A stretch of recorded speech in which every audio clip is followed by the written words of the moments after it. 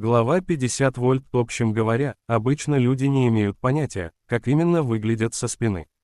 Но в случае с Селянем все было иначе. Он, как никто другой, отлично это знал. После падения государства Синьлы люди, в попытке выплеснуть накопившийся гнев, сожгли 8000 храмов наследного принца, опрокинули все его статуи, унесли мечи и драгоценные камни, сорвали золотые детали с одежд. Но людская ненависть так и не угасла. Поэтому кто-то придумал новое развлечение для этих целей. А именно, создавать такие вот коленопреклоненные каменные статуи. Люди изображали его высочество наследного принца, которого они когда-то обожали и превозносили, в позе покаяния, а затем устанавливали в местах скопления народа, чтобы каждый желающий мог подойти и плюнуть в неподвижную каменную статую или же отвесить ей пинка, тем самым избавляясь от злости в душе. Некоторые заходили еще дальше, они изготавливали статуи, которые прижимались лбом к земле, будто отбивая поклон, и использовали их вместо порога в своем доме, позволяя всем входящим наступить на изваяние принца. Такие статуи попадались во многих городах и деревнях на протяжении 10-20 лет после уничтожения государства Синьлы. Разве Селянь мог не знать, как со спины выглядит его коленопреклоненный образ? Внезапно раздался молодой голос мужчины. Паршивый щенок Пэйсу смог вскарабкаться на небеса, лишь держась за штанину этого жеребца-осеменителя Пэя. Неужто правда считал, что сам чего-то стоит? Теперь он всего лишь бездомная псина, которую выгнали прочь из дома. Как он посмел мне помешать? Да я оставлю его труп сушиться на ветру и никому не позволю хоронить. Ругань послышалась раньше, чем явился обладатель голоса. Селянь чуть скосил взгляд и увидел, как в пещеру вошел человек в бирюзово-зеленых одеяниях, вида напыщенного и горделивого. По кое-каким причинам, не стоящим упоминания, Селянь не удержался от того, чтобы посмотреть вначале на его голову.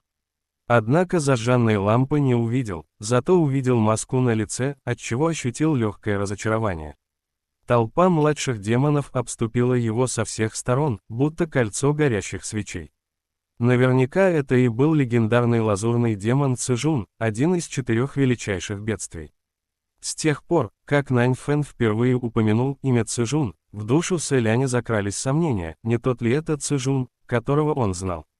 Но из-за общепринятого мнения, что любая нечисть в посмертии скрывает свое настоящее имя, а также любые сведения о своей жизни, принц решил, что, возможно, это разные люди, а имя всего лишь выдуманное. Но теперь он мог почти с полной уверенностью сказать, что подозрения оправдались. Ведь если это не тот Цзэжун, которого он знал, разве какой-то другой Цзэжун стал бы так относиться к статуе наследного принца? И разве мог этот голос показаться принцу настолько знакомым? Младшие демоны окружили Цзэжуна, тоненько поприветствовали князь и затрещали наперебой. Селиню удалось различить смысл в общих чертах. Цзэжун послал своих ближайших подчиненных, чтобы учинить беспорядки в призрачном городе. Ничего не вышло, Хуа Чен разбил их в пух и прах, поэтому Цзэжун приготовился к новому походу. Однако второе нападение так и не свершилось, по дороге в призрачный город его слуги столкнулись с только что отправленным в ссылку Пэйсу. И хотя того сослали в мир людей, все же совсем недавно он был небожителем, и раз других дел у него не нашлось, то он решил покамест разобраться с нечистью, которая попалась ему на пути. Так и вышло, что слуг Цзэжуна снова разбили в пух и прах. За столь короткий срок оказались уничтожены сразу 2 отряда его ближайших подчиненных. Узнав об этом, Цзэжун рвал и метал, проклятия так и сыпались из него. Каков предок, таков и потомок. Поимин, сукин сын, жеребец-осеменитель, чтоб твой половой орган язвами покрылся. Надо отрезать ему, вместе с Пэйсу, его гнилой хрен и подвесить над воротами их храма, а те, кто станет поклоняться ему, пусть тоже покроются язвами. Селянь на силу сдержал порыв заткнуть уши. Вроде бы та же ругань, ведь Фэн Синь, к примеру, стоило ему испытать потрясение, тоже начинал браниться последними словами. Вот только, какие бы страшные проклятия ни извергал небожитель, было совершенно ясно, что он лишь временно охвачен яростью, но на самом деле не помышляет никого проклинать по-настоящему. Цзэжун ругался совсем иначе. При первых же звуках не оставалось сомнений, что он действительно желает объекту брани именно такой омерзительной и гадкой смерти, как в его словах. Он совершенно не скупился на выражение ниже пояса. Вот уж поистине гнусное поведение. Толпа младших демонов громко вторила каждому слову. Цзэжун, кажется, вспомнил об одной из своих старательных подчиненных, который оказывал поддержку, и добавил. Какая жалость, что такая страстная, благонамеренная женщина, как Сюань Цзэ, и пострадала от рук двоих бесстыжих псов по фамилии Пэй, ее так незаслуженно обидели. Мои подданные до сих пор не могут ее вызволить. В этом Сэлянь не согласился с ним. Хоть участь Сюань Цзэ и можно назвать печальной, но в действительности все совсем не так, как выходит по его словам, мол, во всем виноват лишь один генерал Пэй. Как ни крути, а 17 невест она похитила по своей инициативе и убила их тоже своими руками. Страстная, это уж точно. Но благонамеренная ли, уже другой вопрос. Также Сэлянь не мог согласиться с предыдущим утверждением о том, что Сяо Пэй вознесся лишь благодаря помощи генерала Пэя. За столько лет подъемов и падений принц лишь в одном убедился наверняка: тот, кто достаточно силен, не обязательно сможет вознестись, но каждый, кто вознесся, вне всяких сомнений был для этого достаточно силен. Если у самого недостает сил, как ни проси тебя подтянуть наверх, через рубеж небесной кары не пройдешь, и, самое большее, в качестве утешения получишь статус приравненного к небожителю. Сэлянь хоть и не имел возможности подольше пообщаться с Пэйсу, все же разглядел, что Сяо Пэй по силе даже немного превосходит Лан Цаньцу. Вот только сила и способности не гарантируют высокое положение, одним из факторов является простое везение, в противном случае Пэйсу уже давно должен был возвести свой собственный дворец, отдельно от Пэймина. Однако Цзэжун явно не задумывался ни о чем подобном. Он продолжал яростно браниться, так что казалось, на целом свете нет никого, кого он не желал бы забранить до смерти. Пэймин у него стал дрянным жеребцом-осеменителем, Сяо Пэй – никчемышем, что прячется за старшего, Цзюню – притворным праведником, Линвэнь – проклятой шлюхой, Лан Цаньцу – слабоумным, Цуань Иджень – дерьмом собачьим, повелитель вод – бесчестным злодеем, повелитель ветров – падшей стервой. Скорее всего, он просто не знал, что Ши Цинсюань на самом деле мужчина.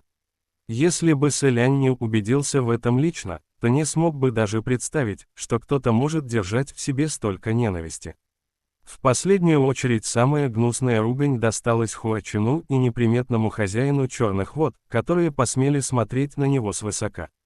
Цзэжун назвал их всего лишь какими-то непревзойденными и поклялся, что придет день, когда он заставит их преклонить перед ним колени.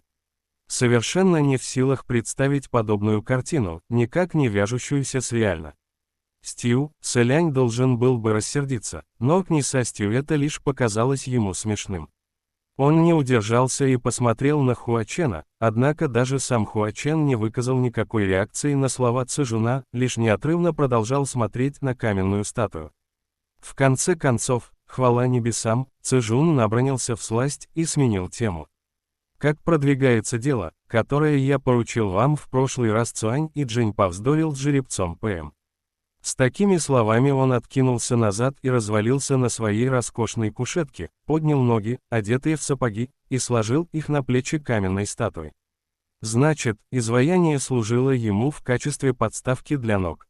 Сэлянь, который все это время держал Хуачена за руку, почувствовал, как тот чуть подался вперед. Принц быстро потянул его обратно, но понимая, что просто задержать Хуачена недостаточно, написал у него на ладони. «Спасибо». Распознав иероглиф, Хуачен опустил голову и посмотрел на принца. Взгляд Сэляня полнился благодарностью, он был признателен Хуачену за благой порыв. Затем принц покачал головой и написал еще два слова «слушать» и «небо». Судя по словам Цзэжуна, он послал подчиненных выполнить какое-то поручение, связанное с двумя чиновниками верхних небес, и к тому же это поручение наверняка ничего хорошего в себе не несло, поэтому Сэлянь непременно хотел дослушать. А что до статуи, которую кто-то использует как подставку для ног? Если подумать, их использовали даже как дверные пороги, поэтому теперь принц ничего страшного в этом не увидел. Ведь это всего лишь каменное изваяние, а не он собственной персоной.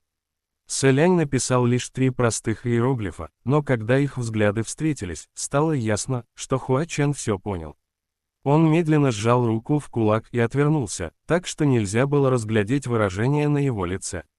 Один из демонет ответствовал: «Согласно повелению моего князя, мы давно распространяем на Западе слухи о том, что Пэймин намеревается усадить Пэйсу на место западного бога войны. Сейчас легенды все разрастаются, и мы под таким предлогом обрядились последователями дворца Циина, отправились на север и разрушили более сотни храмов Мингуана, и никто ничего не заподозрил. Ха-ха-ха, вы даже не представляете, многие верующие настолько глупы, что увидев, как мы рушим храмы чужого божества, с воодушевлением бросились нам помогать». Цзэжун одобрительно кивнул. Продолжать подливать масла в огонь. Если Цуаниджин терпелив, то я ни за что не поверю, что у жеребца Пэя хватит терпения. Если даже отставить в сторону вопрос о том, правдивы ли те слухи, что они распространяли, подобные действия в корне являются воплощением недобрых замыслов, не говоря уже о столь бесстыжем поступке, как притвориться людьми и разрушить чужие храмы, тем самым нанося ущерб потоку добродетелей в казну небожителя.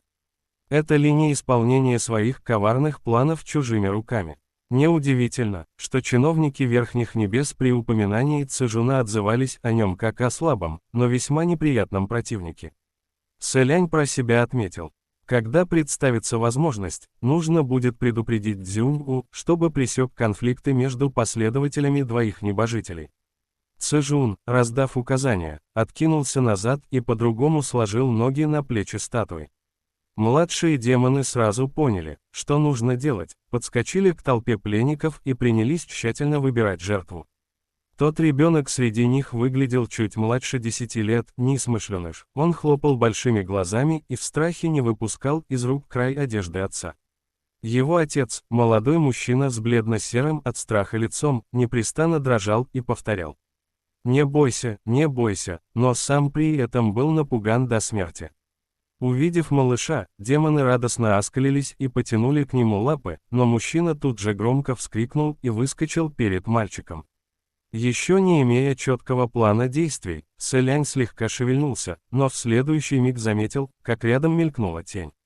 Обернувшись, он понял, что это Хуа Чен вышел из строя пленников. Раз уж он явился сюда на поиски лазурного демона, то теперь, достигнув цели, должен был сбросить личину. Сэлянь ни секунды не сомневался, что он способен в одиночку учинить расправу над всеми демонами в логове Цзэжуна, и никто не сможет ему помешать. Однако Хуа Чен не явил истинного облика, а направился вперед под маской обычного молодого парня. Демоны вокруг немедля повыхватывали оружие и настороженно вскрикнули: «Стоять! Ты куда собрался?» Цзэжун, задрав ноги, недоуменно спросил: «Это что еще такое? Схватить его?» Хуа Чен же усмехнулся в ответ: «К вам явился потомок императорского рода Синьлы, не изволите ли выказать хоть немного почтения?» Услышав его, не только Цзэжун, но и Сэлянь вместе с ним застыли от потрясения. Спустя пару секунд Цзэжун вскочил, сплюнул из-под маски и, будто гнев так сильно переполнил его, что обернулся смехом, завопил: «Ах ты, пёсий сын, дерзить удумал! Как смеешь передо мной шутки шутить? А ну-ка, расскажи, чьих ты кровей потомок? Какой ветви императорского рода?» Хуа Чен преспокойно ответил: «Из ветви князя Аньлы». Сэлянь вдруг ощутил, как беспокойно зашевелился у него за пазухой неваляшка Цаньцу. Княжеская ветвь Аньлы действительно принадлежала к императорскому дому Синьлы одного с Лан Цаньцу поколения.